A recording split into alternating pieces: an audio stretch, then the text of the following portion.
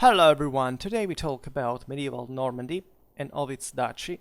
I have resumed the historical regions series from some time, and we will naturally keep talking about medieval Norman history, both about the actual region and the Normans all together. I've also created a playlist recently. This video, of course, as you understand from the title, is just a short introduction, and we will hopefully get into the details in other dedicated videos as for basically all of our topics, hopefully.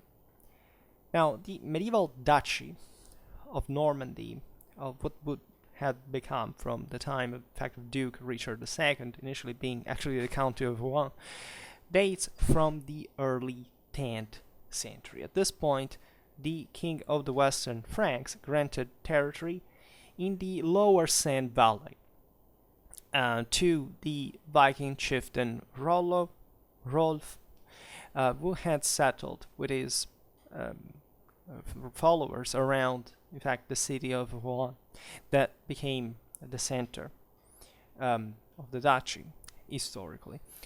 So, you know what's the context? The Vikings had been raiding Gaul since the 19th century intensively, and the Western Frankish kings had coped actually successfully with these invasions. Right? We often give the idea, yes, Gaul was hammered hard, and we know what happened in terms of political disintegration of the Carolingian rule, but we also have to realize, and the example of Rollo is actually a pretty good one, that between some strategic measures, political compromise, etc., the Western Frankish kings managed even to exploit the Viking invasions in their own favor, right, to strengthen their power further in a region like Gaul that was, in fact, of all the post-Carolingian kingdoms, the one that underwent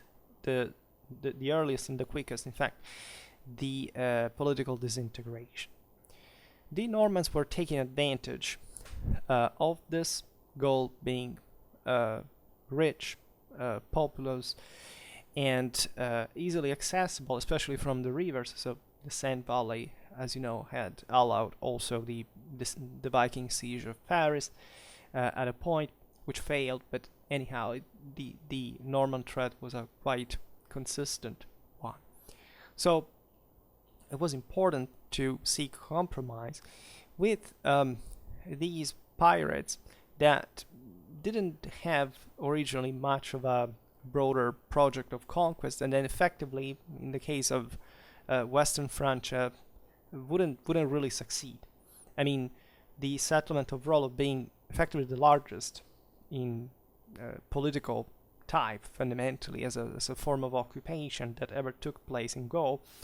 The Vikings centered more in Britain, and there is, in fact, think about the Danelaw, etc., and there is, in fact, an important connection also between Normandy and those lands, because we have an explicit amount of evidence that literally from documentary sources, from toponymy, etc., that the connections between what would become, in fact, Normandy historically and the Danelaw were quite intense. And in fact, we don't find just Scandinavian toponyms in Normandy. There are numerous, but also Anglo-Saxon ones, right, and also others, even Celtic ones from the British Isles that were evidently participating in some form of connection with these lands.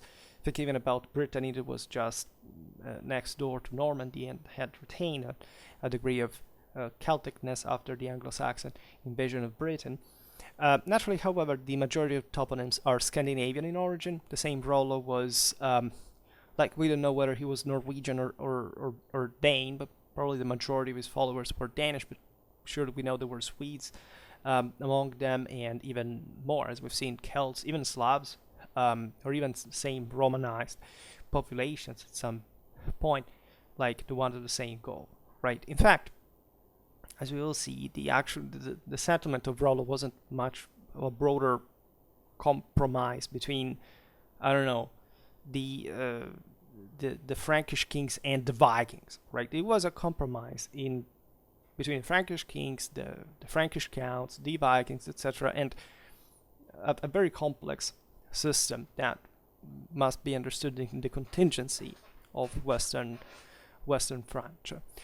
The same existence of a duchy was something controversial, however, that showed the important power and autonomy that the Normans had in the Lower Seine, because technically the only dukes of Western Francia was meant to be, in fact, the Western Frankish king himself.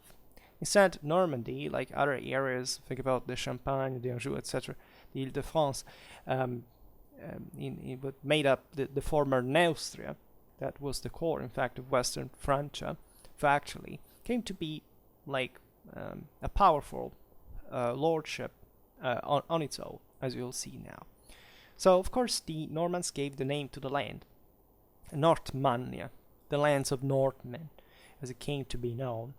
And after their settlement in the Lower Seine, they began to expand in the east to the river Epte, and especially to the west, where most of the conquests were carried out, to the Atlantic shore of the Cotentin, across also the Vire river.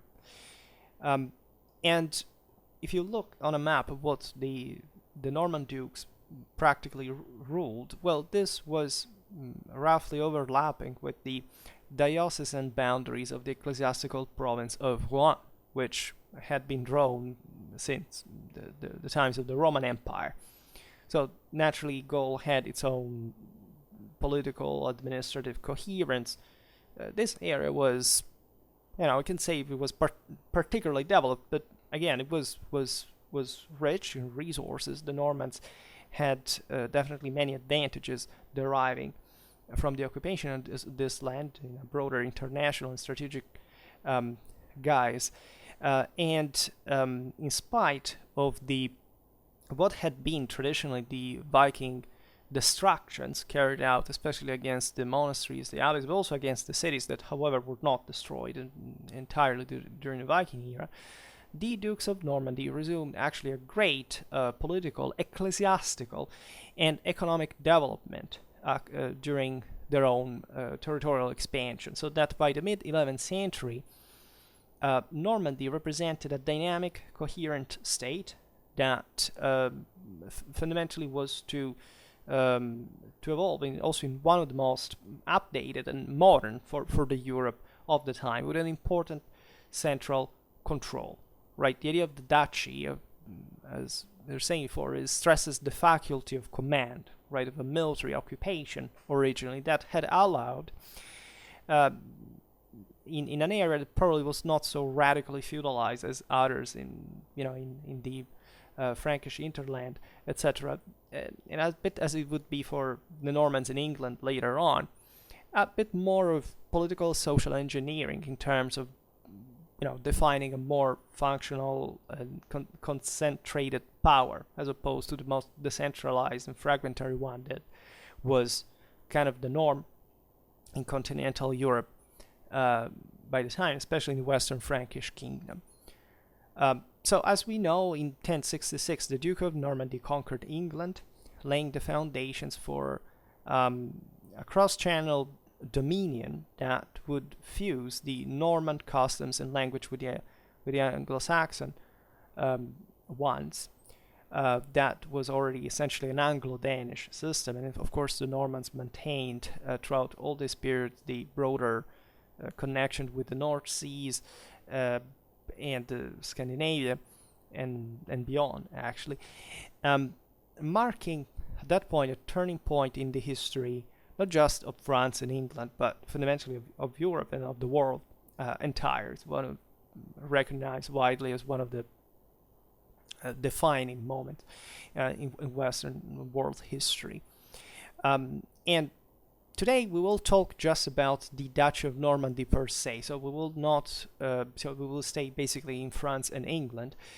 The latter being unavoidable, let's say, in reference in relatively to the to the Norman policy in the first place.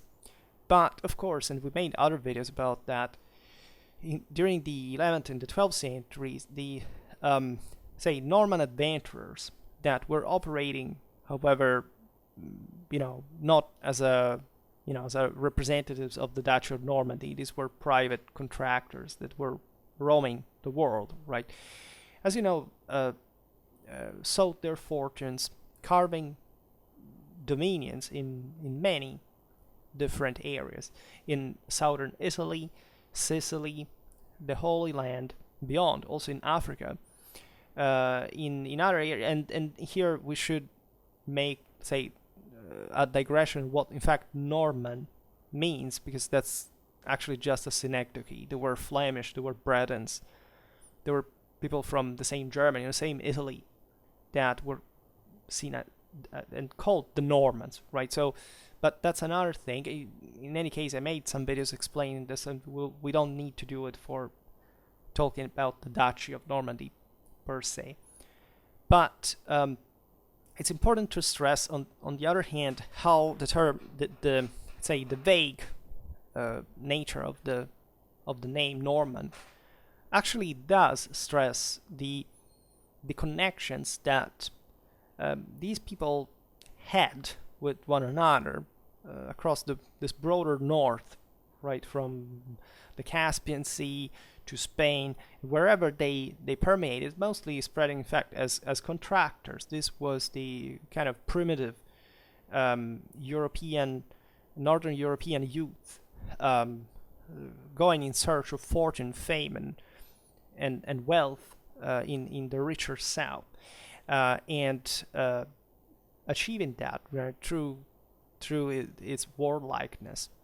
So much that the Normans became kind of the hallmark of also a bit of the chivalry, especially during the 11th and 12th century. Telling the truth, as we will see when we talk about the Normans, and especially what they had become in the Western Frankish kingdom, in this context, we're talking about a pure and indistinguishable copy of the Western Franks. Because not just, of course, the majority of people living in Normandy were essentially Gallo-Roman Franks, and the Scandinavian element, in spite, as we will see now, its concentration in specific areas, for example, the Cotentin, etc., leaving some ethnic trace aside from the toponyms, etc., was importantly minority. So the success of the Duchy of Normandy is the success of different cultures that managed to cooperate and to form essentially a new identity that would give birth to one of the most powerful, in fact, empires, in a sense, if we can define this way, in northwestern Europe, right, stretching from England to in fact across the Channel into Normandy, from Ireland to Aquitaine, and so the Angevin rather than the Norman Empire. But that definitely had its root in this stock of dominators that had come from the north overseas to start their journey, right, in the continent, to build this power. And the initial stages, but we could go beyond. In fact, the connections between Normandy and, for example, southern Italy were present, right? It was a direct continuity. I mean, the Hauteville came from effectively the southwestern Normandy, right? And there were many of their retinues and people that would come from the north. These were perfectly French people, right? Writing, speaking, and fighting as Western Franks. There was no doubt of any sort. It was an inter-exchange, even religiously. Think about Mont Saint-Michel in Normandy, and Saint Michael in Apulia. The deep militaristic religious mindset that had connected both the Normans, the Longobards, and these traditions that were kind of molding together this new powers. Think about the Principality of Antioch that was created by Bohemond of Hauteville. and in fact, the magnificence of the Sicilian court, the achievements, properly of the Norman kingdoms of England and of Sicily, in the essentially greatest degree of centralization in Latin Germanic Europe ever achieved, because these were countries that hadn't known feudalism before, and so the Normans took advantage from that, of centralizing at the moment of the conquest, especially in the case of England, in an incredibly brutal but still effective way.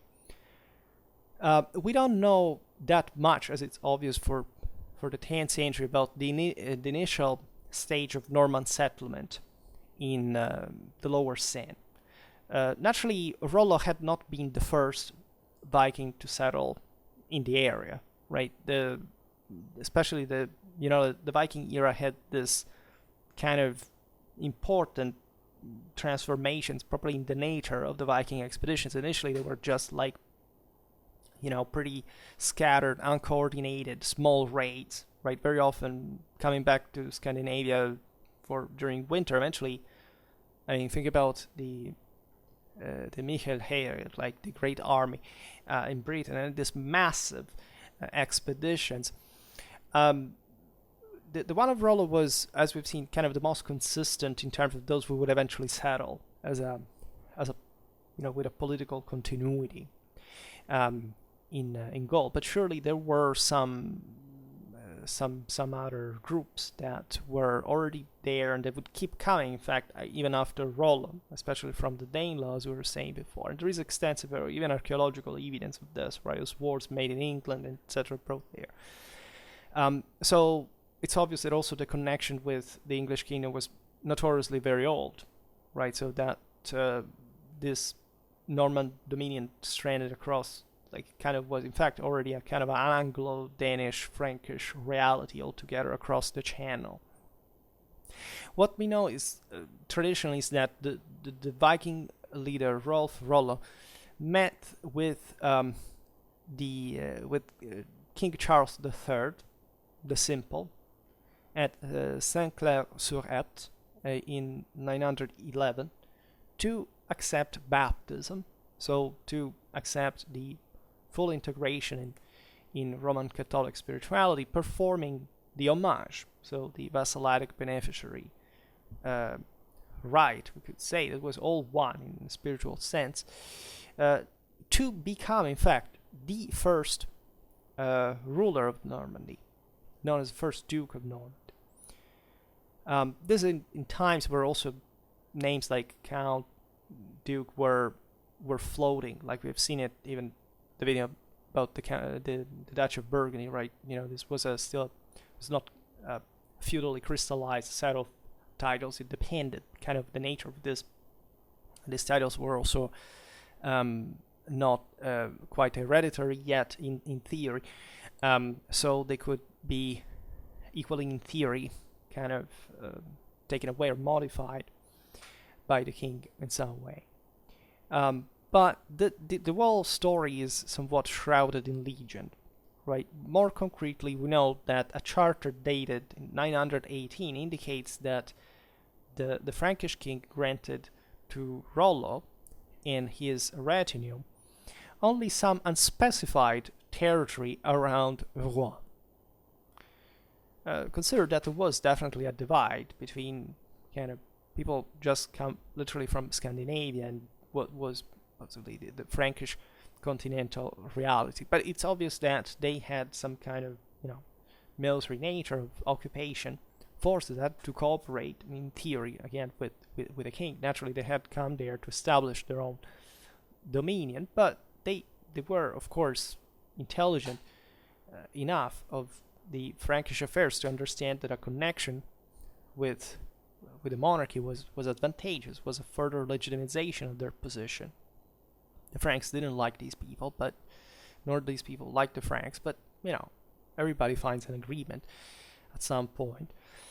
And in fact, the main goal of the Western Franks at that point was really of Western Frankish kings specifically, to use the Vikings as a bulwark against other Viking groups, because also the descent there would have been essentially blocked to other raids as long as Rollo's lordship would have been solid in that regard. And surely, the same Vikings didn't like other passers-by to come ravage the area, even if they had cooperated with them, but it was still kind of the place where they had settled, and that's all that they had, probably always dreamt to have, to maintain intact. But also other French lords that definitely had not helped the cohesion of the monarchy, as we were saying before. The war further grants in 924 and 933, which gave formal royal sanction to Norman expansion west to the Vire River and then to the sea. Yet such royal concessions, especially at the beginning of the 10th century, meant little. What was happening was actually this Viking Council of Rouen extending their authority very gradually over the territory that would have effectively become Normandy, known as Normandy, through those means that any Frankish lord would have used in terms of, those broader political relations, alliances, marriage ties, etc., and the use of force. Right? This was an area that, in spite and perhaps exactly because of its political fragmentation, was actually pioneering the greatest development, as you know, the vassalitic beneficiary nets, and consequently also the development of the heaviest, more effective cavalry, heavy cavalry in Europe. At this point, the Normans historically, as you know, the Vikings didn't. They actually used cavalry extensively, which has been overlooked for a long time. And of course, they weren't quite a feudal society like in the Frankish world, and therefore their cavalry was of different quality and a different function. And they weren't even regarded as particularly good horsemen as compared to the Franks, especially. So the Normans actually were schooled in equestrian warfare by their neighbors, especially the Bretons, actually, that instead with their Celtic bias had a great taste for war horses, and of course probably the Western Frankish feudalism that would nurture what we know is, in fact, as the brilliant and legendary and mythological Norman cavalry that would break through till the walls of Babylon if they had only wanted, and that everybody admired, the Byzantines, the Saracens, and so on. Right, this fanatic courage, almost suicidal one, that was proper of these people that had barely come out of the most radically militaristic religious creeds surviving, especially in the pagan world. They were kind of getting civilized and refining their military instrument with the best updated military equestrian school in Europe and beyond, because as we were saying before, they went everywhere from the Russian steppes to the Mediterranean, knowing Byzantine cavalry. It was also quite of a tough one, and so on. So gradual process, but still a quite fruitful one. Now, it's in this context that the new duchy took shape during the 11th century. Normandy is very well located because strategically, commercially, right, it controls the lower Seine, so it's a gateway to Paris, as the Western Franks had realized during the Viking siege. It faced the English Channel, so it was very easy from there to access the political, economic world of the northern seas. At this point, the newcomers adopted the French language and religion in everything. We see their customs, their handwriting. They Christianized, of course. They began, as we were saying now, to fight as the Western Franks. Everything. They, after all, intermarried with the Western Franks, but also with other Scandinavian settlers that, however, also in the north were kind of growing by osmosis, kind of more kind of feudally oriented, right? Definitely Anglo-Danish England at this point was much more of a feudal land than it had been before the Viking era, right? So it was a great exchange between the two areas. I mean, historically, the channel was always an important trade net between, think about the Belgian maritime trade that had been developed across the channel.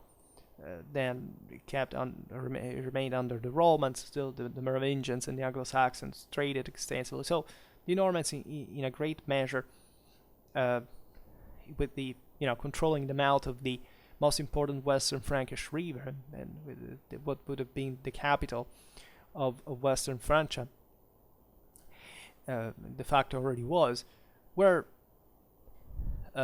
particularly privileged in their position, also in their responsibility, and that's why, as they got Western Frankish, they became ever more involved in the treacherous political game of the land.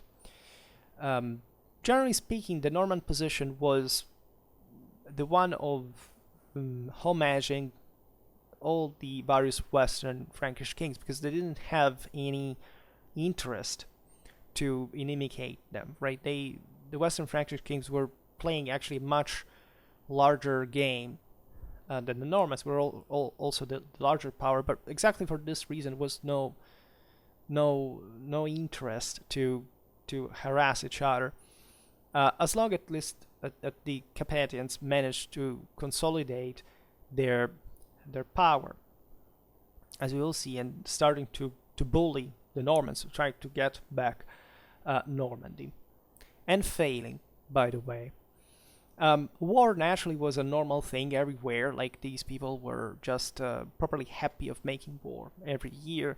It was a seasonal thing. The whole political social system functioned because of war, and the leadership was properly soaked in such ideals. As we were saying before, properly there was the idea, even though they mixed ethnically, but the idea that the dukes were properly the descendants of Rollo, right? That is true. In fact, eventually the English kings and so on, made it kind of this kind of Indo-European ideal that this kind of northern warriors had come to rule in this kind of more pacified areas, and being the ultra elite that was also symbolized, in fact, by these in Western Frankish feudalism, by this enormous amount of wealth concentrated in the hands of few. So the leaders were really the Scandinavians. Even phenotypically speaking, you would expect them to be properly extremely fair. But this is also, if you read Anna Komnena, that also kind of had a weakness for Bohemond of Taranto. Well, you understand that because they described them as what they had been in, also in the Byzantine classicistic sense, kind of echoing the strategic and the blonde-haired peoples, this fanatic, violent courage. Like, they disliked them. They thought they were barbarians, were primitives, rude, etc. But one thing they estimated more than anything else, their courage. Everybody said there basically was no people that was more courageous than them. They were arrogant, they were uncivilized, they were disobedient, undisciplined, whatever. But courage was the top thing, at least in their view. Telling the truth, in terms of discipline, it is true. They consider each other a bit like still in almost tribal fashion. Things were changing naturally in a more nobiliar and feudal direction. But still, we're talking about the 11th century, right? A moment where feudalism was, as we know, it was in its infancy. And so, especially with this Scandinavian bias of tribal egalitarianism that was surely dying in the same Scandinavia, it was surely stronger than in the continent.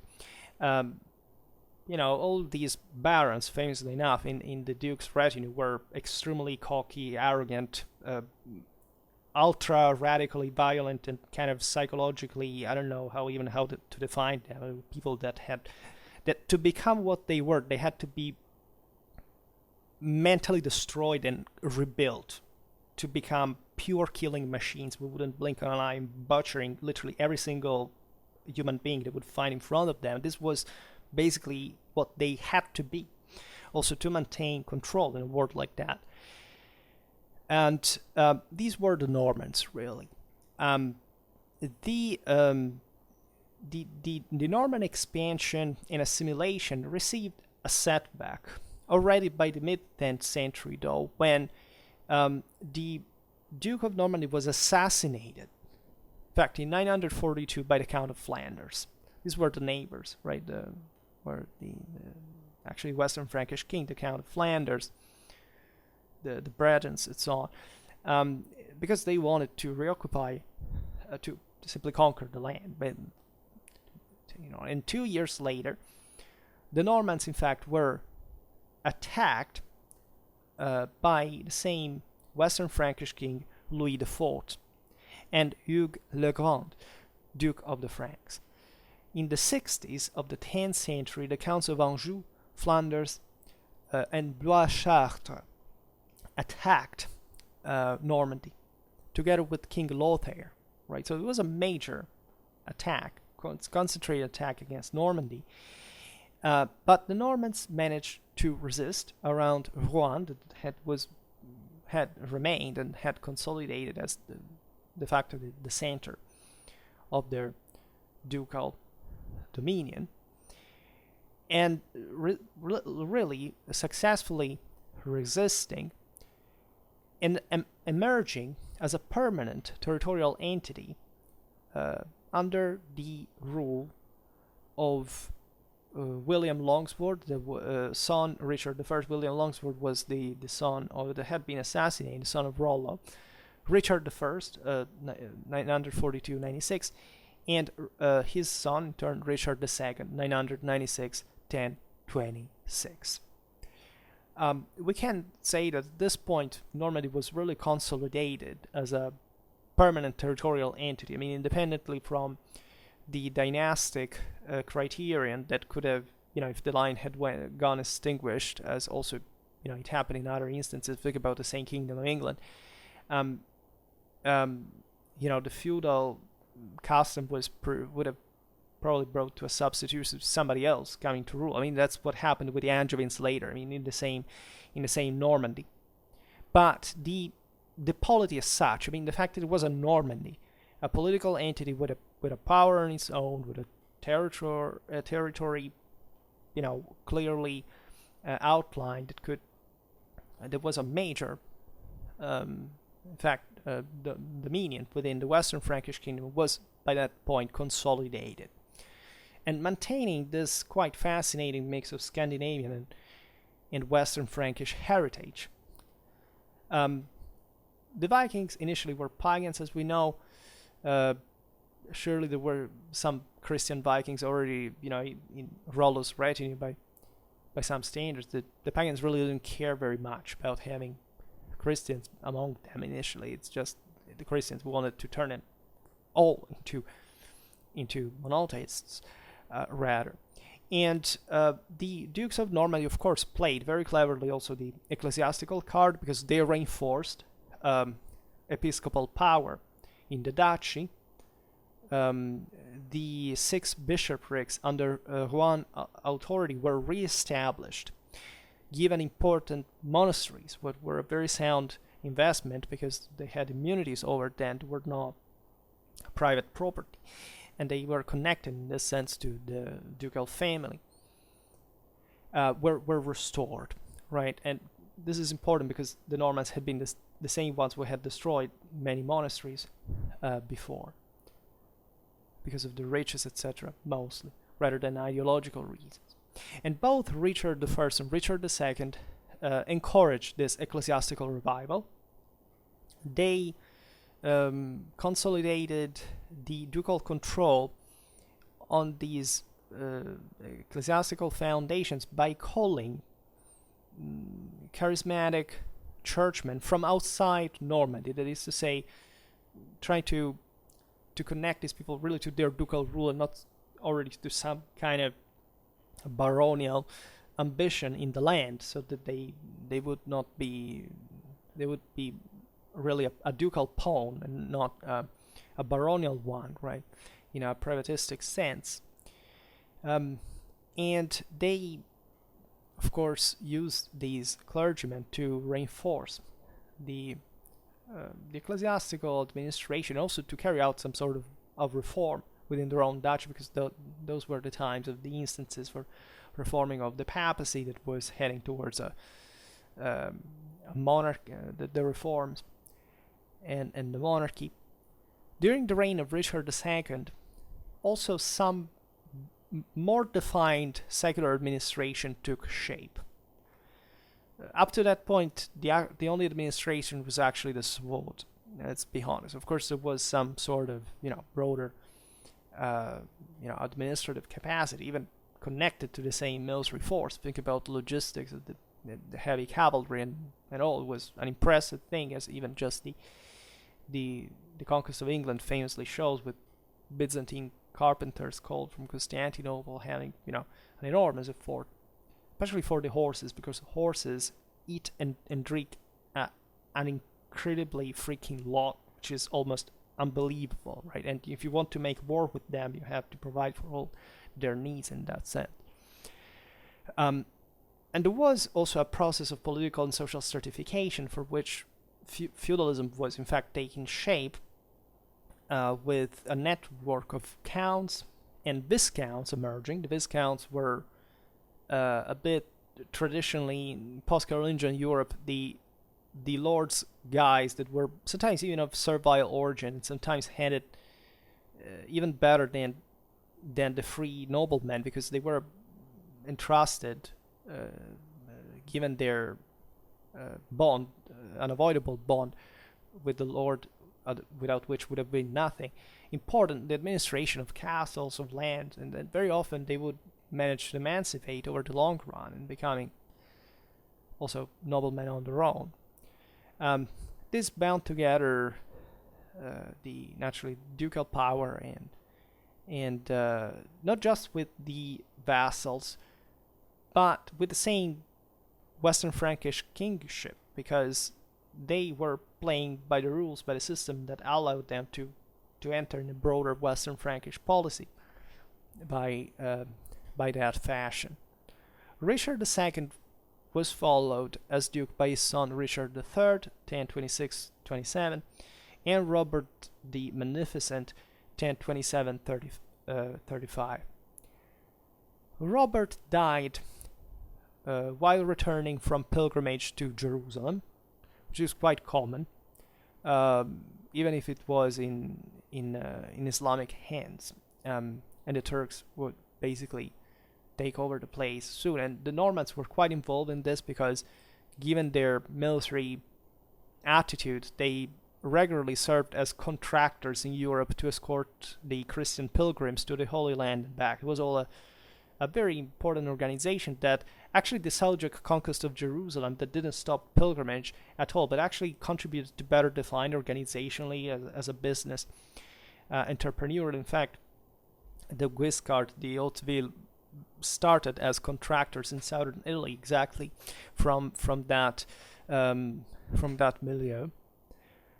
But it was normal for these people in Gaul, in Britain, to just when they were older, especially to make their journey to the Holy Land, to Rome especially, and to earn their place in paradise accordingly. Robert's death was a problem because there was no agreement on his successor. Should have been his illegitimate 7-year-old son William, 1035-87. Rival lords and kinsmen opposed his succession, but William managed to survive his minority, which was a big deal in that situation, to overcome his opponents and defeating them importantly in multiple battles. 1047 Val-le-Dunes, 1054 Mortemer, 1057 Varaville, and therefore, as Duke of Normandy, William became Lord of also of Maine in 1063, pressing the claim of his son Robert Courteous, who had been betrothed to the sister of Count Herbert of Maine.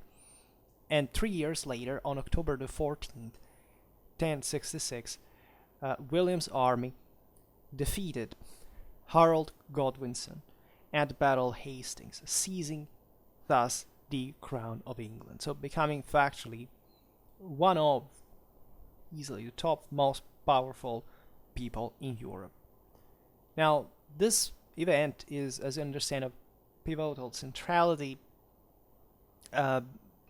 It's never enough to stress how deeply and the world history was changed by this event. If anything, we know all the various ramifications of the consequence, but even at the moment, it was a big deal to have essentially recomposed an English domination with the Norman one in a way, but from the Norman side taking over, which entailed the feudalization, the Frankization of England, right? So while it's important to stress the ties that, of course, existed between England and Normandy, for which properly all the question of Edward the Confessor, Harold Godwinson, William the Bastard, etc., and the internal, debate, which also frankly show the weakness of the Anglo-Saxon kingdom by a degree, right? There is no doubt Harold Godwinson was a great leader and ruler and commander, but definitely the Anglo-Saxon kingdom had historically been facing a crisis, a process of internal ambiguity, right, in the definition of the central institutions, and since the Viking era, in fact the Norman interference, the Norse interference in the country had somewhat eroded what had been the traditional public organization of the Kingdom of England. So William the Conqueror changed the country properly and transforming it into a Western Frankish feudal monarchy. The rulers were effectively French, ruling over the Anglo-Saxons, and by the way, carrying out some of the most brutal massacres in all medieval Europe, because the Anglo-Saxons, of course, especially in the north, didn't enjoy very much what was happening.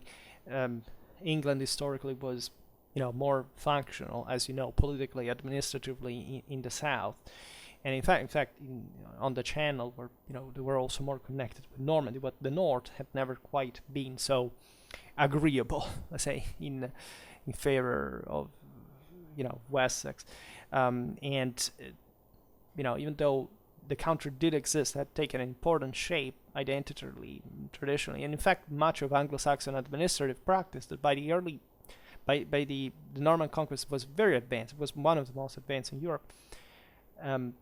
The country was effectively reshaped in the image of a Western Frankish lord, which, as we were saying before, could also literally do whatever he wanted with this kingdom, because it was considered like just as a private possession. This country didn't factually belong to the empire, had never done, and would still never technically do, even though, yes, the English king at times even recognized Holy Roman Imperial preeminence. Some of it, was something kind of very vague in times, actually, also of great English power on its own, like the design of Henry II, etc. So it was a bit of a farce. But there was, in fact, an advantage of having England just as something else, right? Which is witnessed, as we'll see now, also by the split that of William's inheritance by his will, in fact, not to actually consolidate the England and Normandy under a sole ruler personally.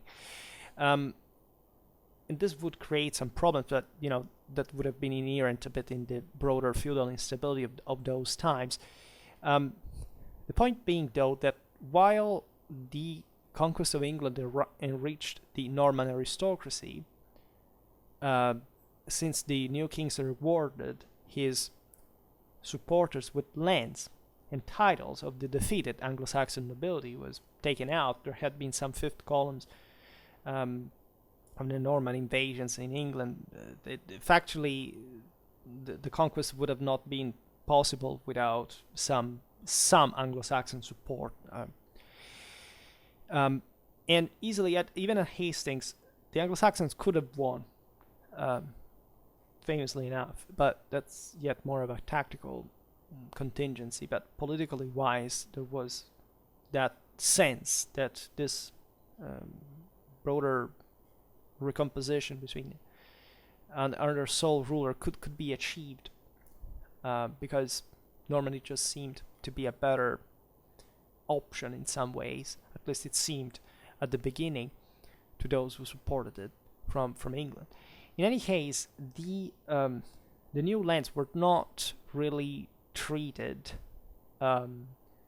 as just a mere land of conquest. At least the barons received these lands to be held conditionally.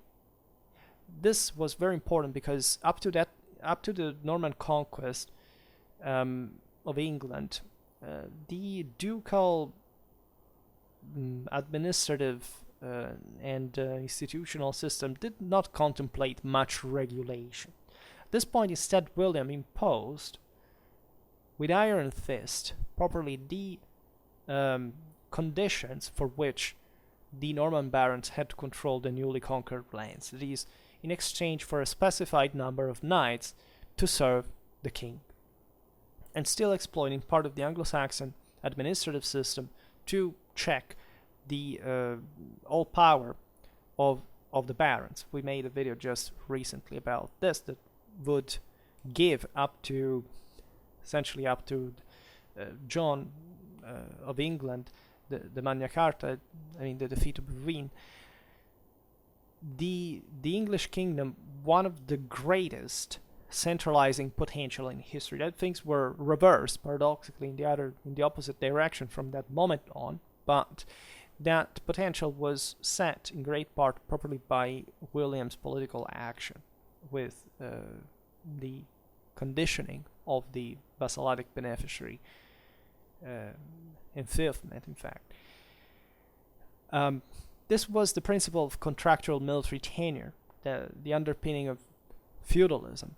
And in Normandy, it had already existed before 1066, but it was something very new and still relatively, barely formalized. Right? It had come in existence by the mid-11th century. While after the Norman conquest, the knight service came to be assessed more precisely, more systematically in William's lands on both sides of the Channel. And this is obvious considering William's power. At that point had been enormously aggrandized, so he had the authority to use iron fist not just in England but also in Normandy. The conquest of England thus brought wealth to Normandy, but also the possibility of consolidating further politically and institutionally through the more exact definitions of vassalage and military obligations, which made it all the more dangerous, even within properly the Western Frankish kingdom, that now saw, famously enough, a vassal having essentially more power, factually, than the same king, which would be ever more evident, especially in the following century. As we were saying before, these are the same years of the heyday of Norman expansion everywhere, we could say, both in the south and the north of Europe. These were the years in which the Norman contractors, led by Robert Guiscard, carved out with papals behalf in that sense, and consider even the Norman conquest of England was actually a sort of crusade. A state, really, from especially from Sicily, right? From the Muslim holdings were said at that point, the Robert was created Count of Sicily even before the conquest, and even there the Normans had began to operate, to penetrate, not just as enemies. There were Norman mercenaries that had served the Muslims in Sicily, and there was therefore all an understanding. The Norman conquest of Sicily was less bloody than the one of England. Most Muslims actually came back to Tunisia. The conquest was much slower but more methodical. It mostly revolved around the sieges of the main strongholds in the hinterland. It was effectively carried out in a smoother way. In many ways, also because Islamic Sicily, contrarily wise to what a bit of the golden idea of the peak of Muslim civilization, was actually a pretty disorderly mess, right? And hadn't kind of concentrated any significant power around a kind of a public, power across the whole island. And the Siculo-Norman kingdom, as it would be officialized in royal rank, in fact, in the 12th century, encompassing great parts, basically all southern Italy, and even certain parts of the center on the Adriatic, became easily one of the most powerful entities in Latin Germanic Europe. In fact, together with England, was perhaps at least the most unitary in nature, even more than England actually. Was rich, was cosmopolitan. It became this constant thorn in the side and main threat, even more than the Turks, to Constantinople. Here, the whole connection between the Normans, even actually the Anglo-Saxons, that after the Norman conquest fled en masse, as mercenaries to the Byzantine Empire, right, to counter the Norman expansion from Sicily in the Balkans, in the Imperial Balkans, the famous invasion of Epirus.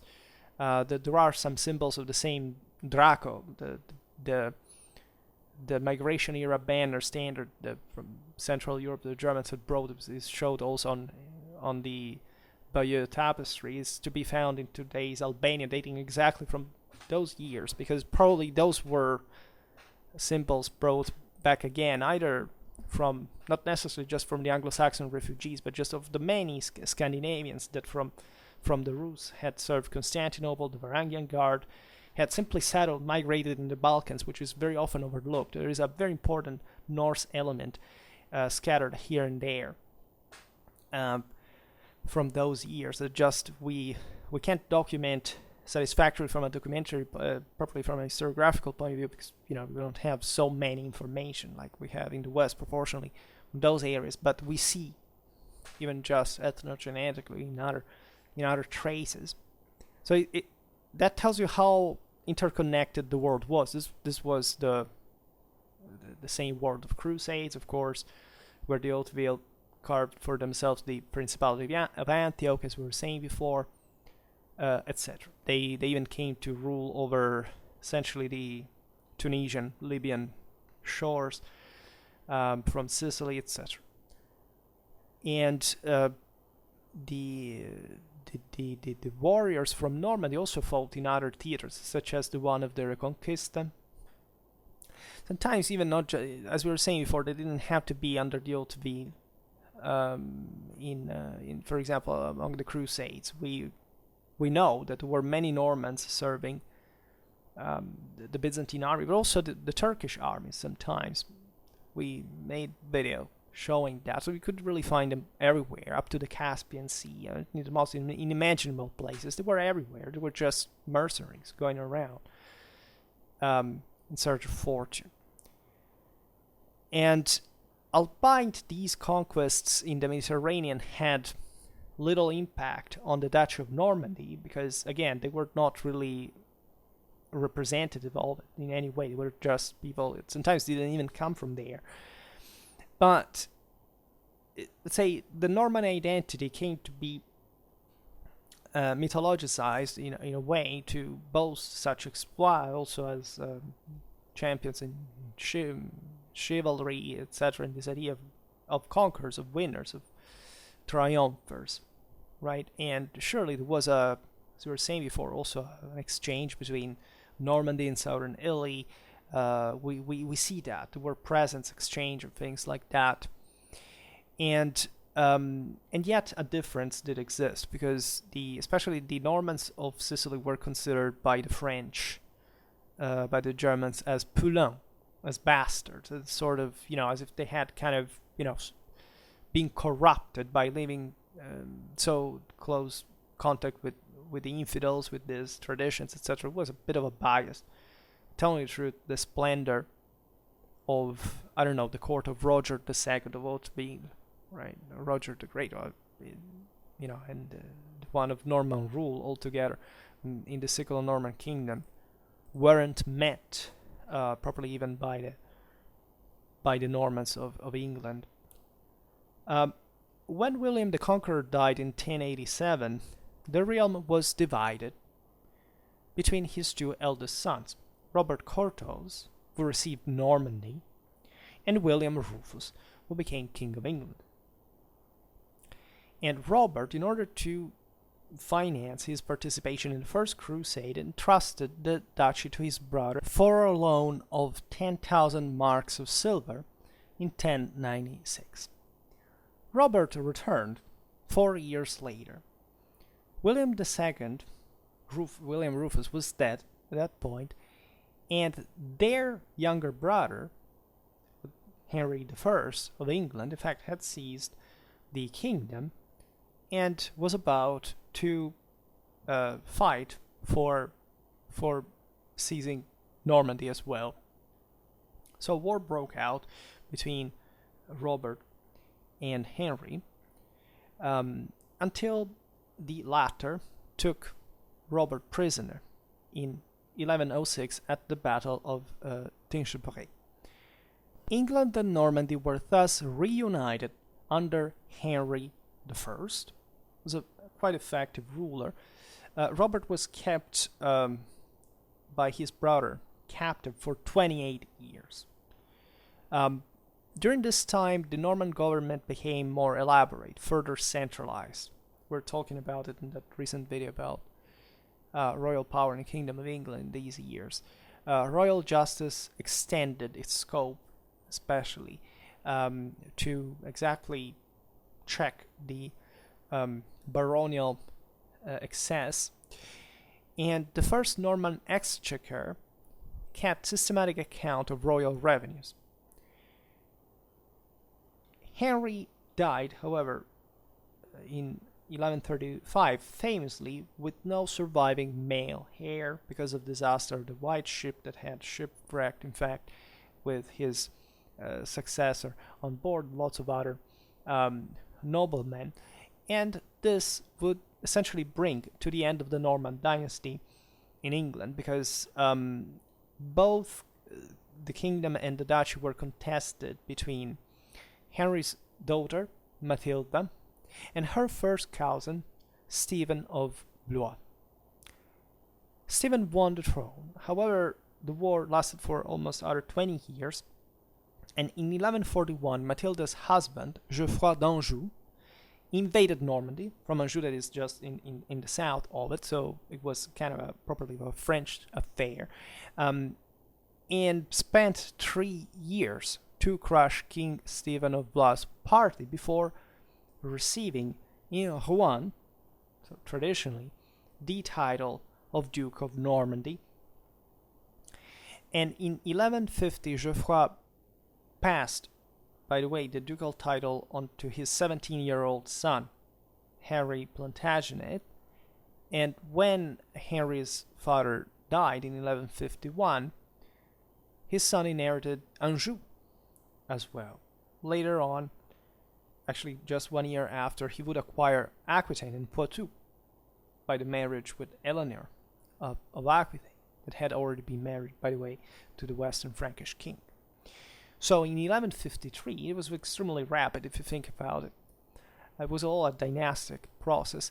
King Stephen of England acknowledged, without many choices, the young Henry Plantagenet, Henry of Anjou, as heir of the Kingdom of England. Thus, King Henry II, ruling between 1154 and 1189, came to power essentially one of the single most important English rulers, extremely effective. He put the country together with great effort. After the destructive civil war that naturally had brought a lot of damage to many areas of the Dominion. And in this bigger picture, the Angevin Empire has it come to be formed by this sum essentially of England and almost all the western half of France, geographically speaking. So put the same Normandy in some sort of perspective, but also part of this much bigger game that troubled quite a lot the Western Frankish kings at that point. And as we've seen, the rivalries between the Duchy of Normandy and the French kings were old in root. And surely the Angevin Empire that had formed with the dynastic sums won by Henry II was quite of a threat to the same Capetian royal dynasty in France. The French kings had already interfered in the dynastic affairs during the civil wars that had brought to the passage from the Norman to the Angevin dynasty.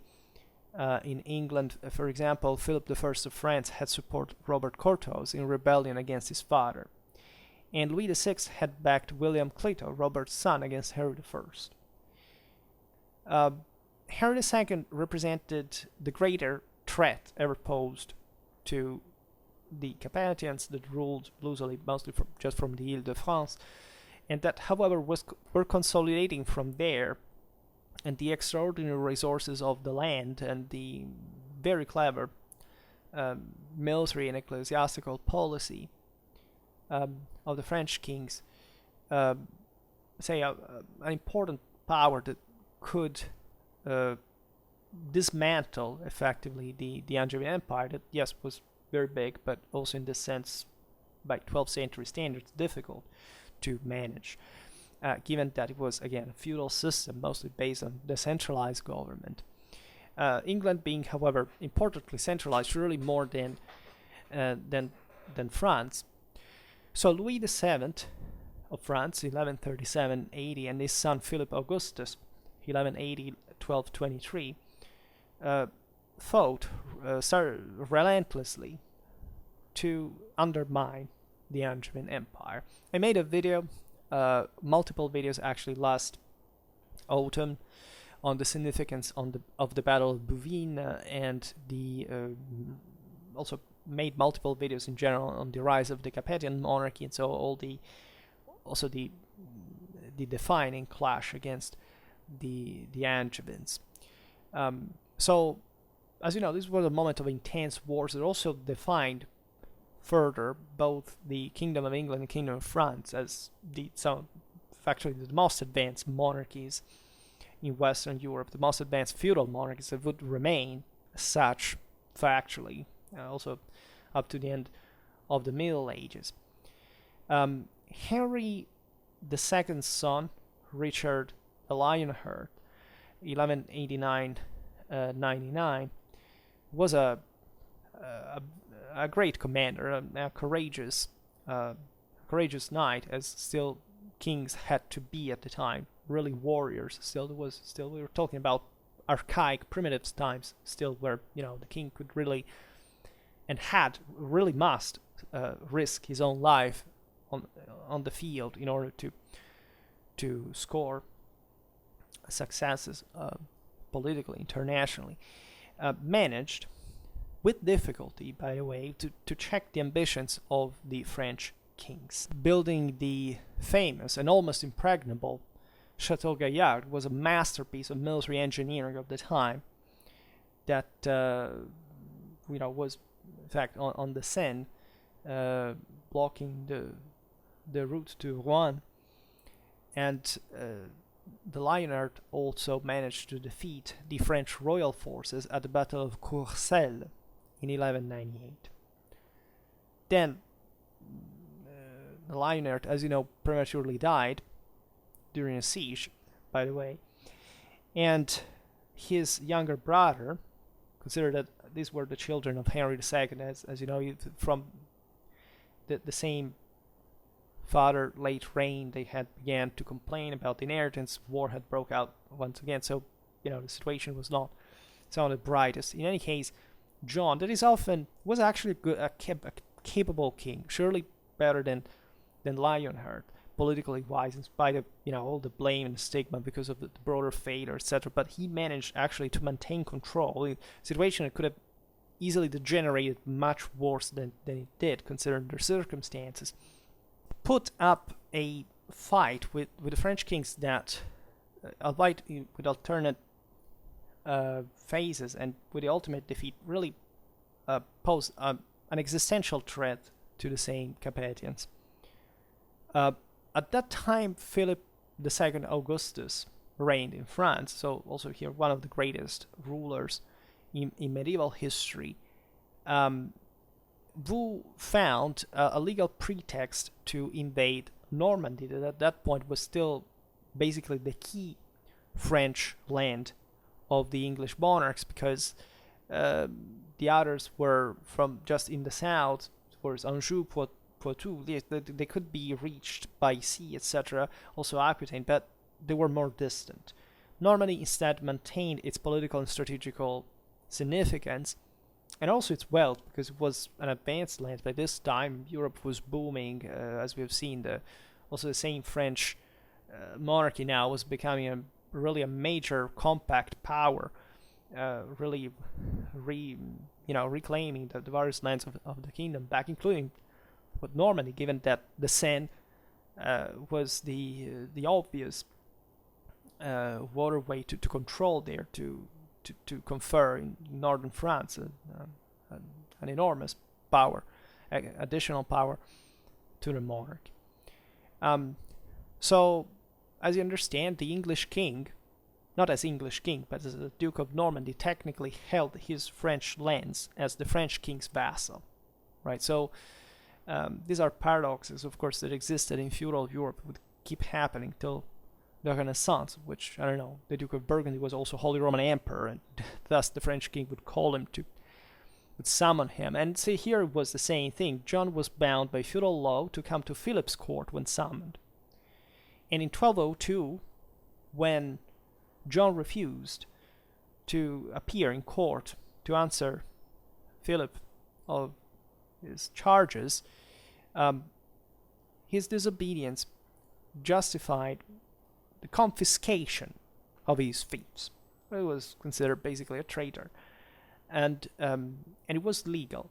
In fact, Philip had all the means at that point to attack Normandy in that same year, and by 1204, basically the whole duchy was conquered by the French. It was the first phase in which basically the English lost the entire Norman possessions. The same happened for Anjou and most of John's French lands. So this brought naturally to a redistribution of the lands under French control, and to the severance of England from the continent. John reacted to this, and in fact we made a video exactly on Bouvines and the campaign, and we will make actually a better one properly on the strategic side of the story, because it's quite fascinating. And John's pincer movement, as you know, attacking both from Flanders with the support of the Holy Roman Empire and in northwestern France, was a real threat to the Capetian stability. At that point was kind of the French monarchy was a kind of a very difficult situation. That was probably even a more pivotal moment than the Norman conquest of England, because as you know, with the Battle of Bouvines, so much was settled in the European order, from the empire to Sicily, in fact to England to France, and defining literally a world. I mean, the French victory on the Sunday of Bouvines, 1214, was essentially the sanctioning of French universal feudal chivalric power over Europe culturally wise, on a whole. France during the 13th century was to become the strongest power in Europe, while the empire was factually crumbling. The English had lost this French possessions. It wouldn't recover basically until more than a century later, with the 100 Years' War, as we will see now, and therefore kind of starting a brand new era in Western history, and thus changing also the nature of Norman rule, properly in the Duchy of Normandy. England refused to acknowledge the French conquest of the Duchy until the Treaty of Paris in 1259. But at that point, that was the peak of French power in so many ways. I mean, think about Louis IX. Well, at that point, France had reoccupied basically all the territories within the legal boundaries of the Western Frankish kingdom since Carolingian times. Ventured for crusades. I mean, this had produced, as you know, a Anglicization of the English monarchy as a consequence that was still basically kind of French. But properly, it's not until the end of the 100 Years' War that the Kingdom of England would definitely anglicize in a sense further. This was an important and the kingdom still went on its own kind of functionally enough, even though after Bouvines and the Magna Carta, the royal power was importantly limited by the barons that had now taken over more important prerogatives. It was still maintaining a balance, an institutional regulation that would help the system survive further. The Duchy of Normandy was favored by the French prosperity in a broader sense, right? The country was pacified fundamentally, but also as a consequence of especially of the growing concentration of power and bureaucracy of the French kingdom, royal taxation increased on the townsmen, and the Norman lands in this sense were habituated to kind of greater autonomy, probably than in other properly French lands, because you know that it's from Philip II Augustus that the Western Frankish kingdom properly began to call itself officially the Royaume de France. So properly, we're talking about France now. There were rebellions in Normandy over this issue at the beginning of the 14th century, when the French monarchy, after essentially one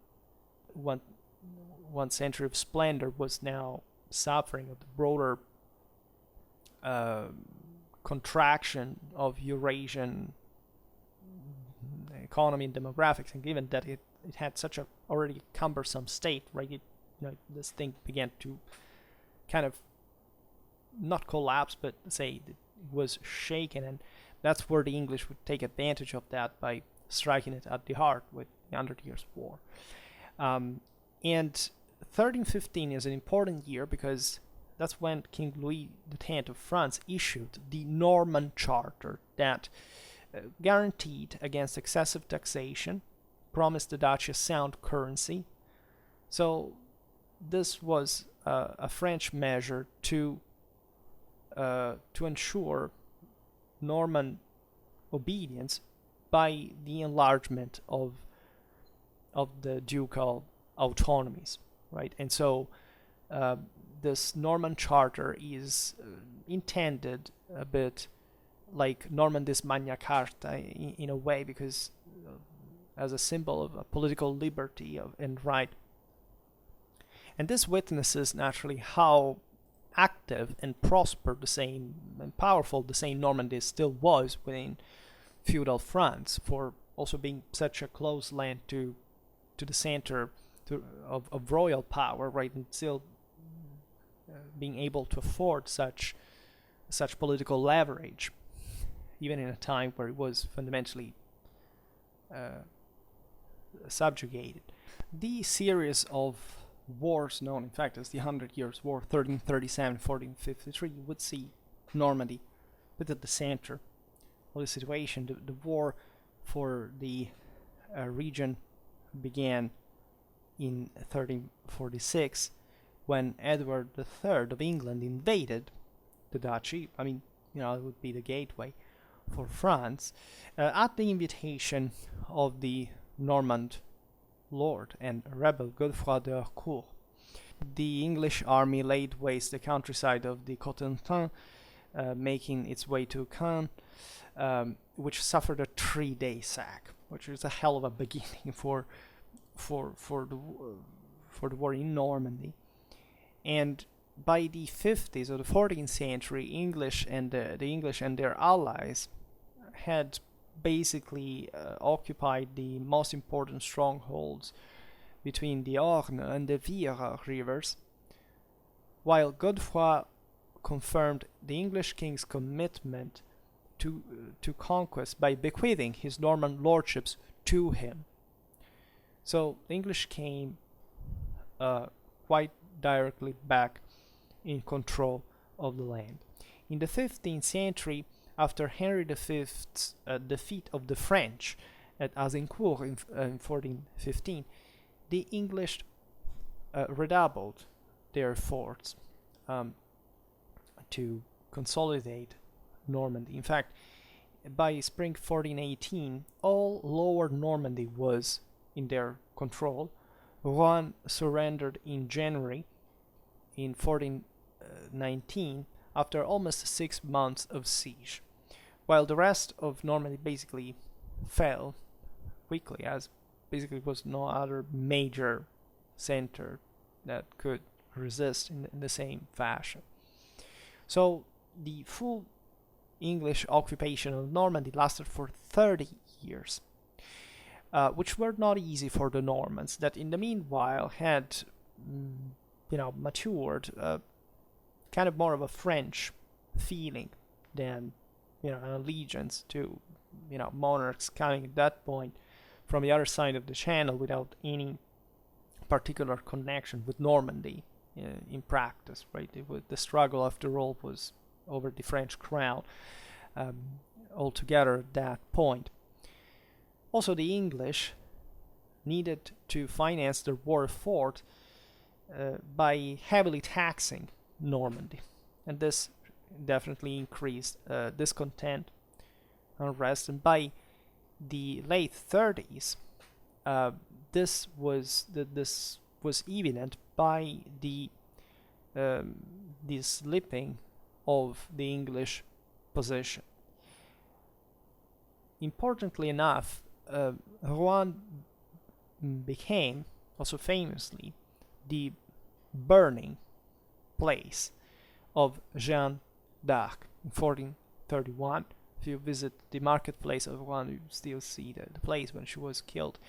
And this, as you know, had definitely a negative impact on the course of the war, even just from a moral point of view, because the Pucelle had inspired a groundswell of French patriotism within the same Normandy, and factually 20 years later, by August 1450, all the region was reoccupied by the French. We also made a video on the Battle of Formigny. If you're interested, we'll keep talking about also this theater more in depth. So at this point, the French took definitive control of the land would never come back into, under some foreign control for France, a national territorial entity. However, Normandy still played an important role in French politics in many ways. Usually, the ducal title was there traditionally. However, it was often back-end, right? It was mostly the king appointing one of his, close relatives, his brothers, to the duchy, like Philip VI made with his eldest son Jean, right? Also, the same Jean II appointed his heir Charles, as also known by his title Dauphin, as Duke of Normandy. So this could change, right? And there, in 1465, Louis XI was also forced by his nobles to cede the duchy to his 18-year-old brother Charles as an appanage, which actually would become an hotbed of kind of descent towards the crown. And so there was eventually an exchange of the Duchy of Normandy with the one of Guyenne in Aquitaine, and so on. And it's only this reflects definitely the importance that Normandy had, even in after the 100 Years' War, where also the clash between the Armagnac and the Bourguignon had ceased, and say definitely the English still had some aim on the land. That there were some landings attempted at some point with broader invasion that could also turn the tides at some point, still in the second half of the 15th century, but it wouldn't happen. In any case, this reveals that the duchy in itself was quite a powerful and, of course, autonomous land for those time standards. However, on November the 9th, 1469, the ducal ring was symbolically placed on an anvil and smashed to signify the end, practically, of the duchy, right, on the continent, and the affirmation of the French monarch, its power. And Norman history is interesting also beyond the Middle Ages, of course.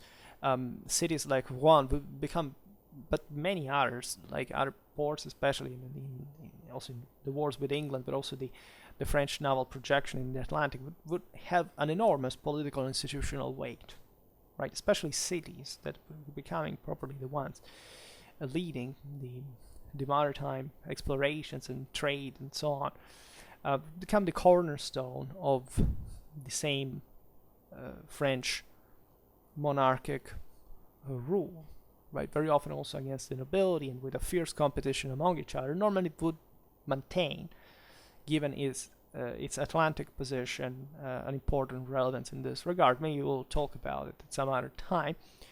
For today, however, we stop it here. I just hope that you enjoyed this video. If you did, please share it. Otherwise, leave a like or subscribe to my channel if you're interested in my upcoming content. And for now, I thank you heartily for listening to me. I wish you a nice time and see you next time.